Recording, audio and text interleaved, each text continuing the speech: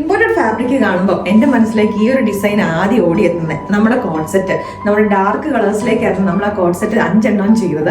അപ്പോൾ ഒരുപാട് കസ്റ്റമേഴ്സ് എപ്പോഴും ആഗ്രഹിച്ചൊരു പ്രൊഡക്റ്റ് ആ സെയിം കൈൻഡ് ഓഫ് ഫാബ്രിക്കിനകത്തേക്ക് തന്നെ നല്ല ബ്യൂട്ടിഫുൾ ആയിട്ട് വന്നേക്കുന്ന ഒരു ഡിസൈനായിരുന്നു നമ്മുടെ കോൺസെപ്റ്റിൻ്റെത്. കോൺസെപ്റ്റ് തന്നെയാണ് നമ്മൾ ഇപ്രാവശ്യം ചെയ്തേക്കുന്നത് കേട്ടോ.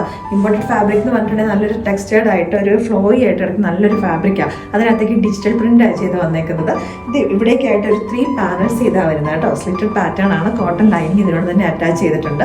നമ്മുടെ ഒരു കോളർ നെക്ക് പാറ്റേണിലേക്ക് എൽബോ സ്ലീവ് ആണ് നമ്മൾ കൊടുത്തേക്കുന്നത്. ഇവിടേക്ക് ജസ്റ്റ് ഒരു ഫ്ലാഗ് ബട്ടണും ഉണ്ട്. 1049 റേറ്റിലേക്കാണ് നമ്മളിത് കൊണ്ടുവന്നേക്കുന്നത്. ഇതിന്റെ ടോട്ടൽ 4 ഷെയ്ഡ്സ് അവൈലബിൾ ആണ്. നമുക്കപ്പോൾ അതിന്റെ ഓരോന്ന് കാണാം. ഫസ്റ്റ് വൺ പറഞ്ഞാൽ ലൈറ്റ് കളറിലെ ഒരു നമ്മുടെ ലാവൻഡറും പർപ്പിളും ഒക്കെ മിക്സ് ചെയ്ത് വന്നേക്കുന്നത് ചെറിയൊരു ഫ്ലോറൽ പ്രിന്റുകൾ. നെക്സ്റ്റ് ഷെയ്ഡ് വന്നേക്കുന്നത് ബേസ് കളർ ഓഫ് വൈറ്റ് തന്നെയാണ്. അപ്പോൾ ഇതിനകത്ത് ഡിഫറൻസ് എന്ന് പറഞ്ഞിട്ടുണ്ടെങ്കിൽ പർപ്പിൾ കളറിലെ കുറച്ചുകൂടെ വലിയ ഫ്ലോറൽ പ്രിന്റുകളാണ് വന്നേക്കുന്നത്. ഡിജിറ്റൽ പ്രിന്റ് ആണ്. അപ്പോൾ ഈ ഒരു ഫാബ്രിക്കിന്റെ പ്രത്യേകത എന്ന് വെച്ച് കഴിഞ്ഞാൽ നമുക്ക് മെഷീൻ വാഷബിൾ ആണ്. അതേപോലെ ഇതിന്റെ ഡ്യൂറബിലിറ്റി, നമുക്ക് എത്ര വർഷം കഴിഞ്ഞാൽ ഈ ഒരു ഫാബ്രിക്കിന് പ്രത്യേകിച്ച് ഒരു കംപ്ലൈന്റ് സംഭവിക്കത്തില്ല. ഇമ്പോർട്ടഡ് ഫാബ്രിക് ആണ്. ഒരു കൈൻഡ് ഓഫ് ഒരു ടെക്സ്റ്റൈൽ ഇമ്പോർട്ടഡ് ഫാബ്രിക് എന്ന് പറയും. നമ്മൾ ഫസ്റ്റ് കണ്ട സെയിം തന്നെ പ്രിന്റുകളാണ്, പക്ഷേ കളർ ചേഞ്ച് ആണേ ഉള്ളൂ കേട്ടോ.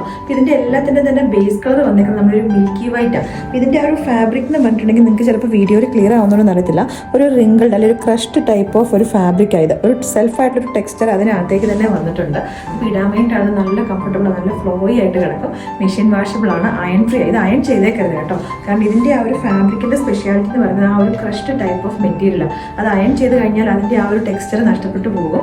1049 റേറ്റിലേക്ക് തന്നെ ഇത് നമ്മൾ കൊണ്ടുവന്നേക്കുന്നത്. സ്ലിറ്റഡ് പാറ്റേൺ ആയതുകൊണ്ട് തന്നെ നമ്മൾ ഇതിന്റെ ബോട്ടത്തിലേക്കാണ് നമ്മൾ ഇതിന്റെ പോക്കറ്റ് കൊണ്ടുവന്നേക്കുന്നത് കേട്ടോ. അപ്പോൾ ഇവിടെ ലാസ്റ്റ് ഷെയ്ഡ് വന്നേക്കുന്നത് കുറച്ച് വലിയ ഫ്ലോറൽ പ്രിന്റുകൾ വരുന്ന നമ്മുടെ ഒരു ബ്രൗൺ ഷെയ്ഡ് ആട്ടോ.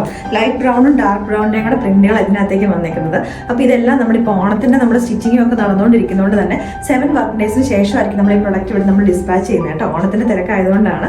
ഓൾറെഡി നമ്മൾ ഇതിന്റെ കട്ടിംഗ് ഒക്കെ കഴിഞ്ഞിട്ടുണ്ട്. നമ്മൾ പ്രീ ബുക്കിംഗ് ചെയ്തിരുന്ന ഓണം പ്രൊഡക്ട്സിന്റെ സ്റ്റിച്ചിങ് നടന്നുകൊണ്ടിരിക്കുന്നത്. വലിയ താമസമില്ലാതെ തന്നെ മാക്സിമം നമ്മളിവിടെ ഡിസ്പാച്ച് ചെയ്യുന്നതായിരിക്കും. അപ്പോൾ ഈ 4 എണ്ണത്തിനകത്ത് ഏതെങ്കിലും ഒരെണ്ണം ഇഷ്ടപ്പെട്ടിട്ടുണ്ടെങ്കിൽ നമ്മുടെ വെബ്സൈറ്റ് ത്രൂ അല്ലെങ്കിൽ നമ്മുടെ വാട്സാപ്പിൽ കൂടെ നിങ്ങൾക്ക് പ്രീ ബുക്ക് ചെയ്യാവുന്നതാണ്. ഒരു ഓഫീസ് വെയർ അല്ലെങ്കിൽ ക്യാഷ്വൽ വെയർ ഒക്കെ ആയിട്ട് ഒരു നമുക്ക് പെട്ടെന്ന് എടുത്തിട്ട് പോകാൻ വേണ്ടി ഞാൻ ഇപ്പോഴും പറയാറുണ്ട്.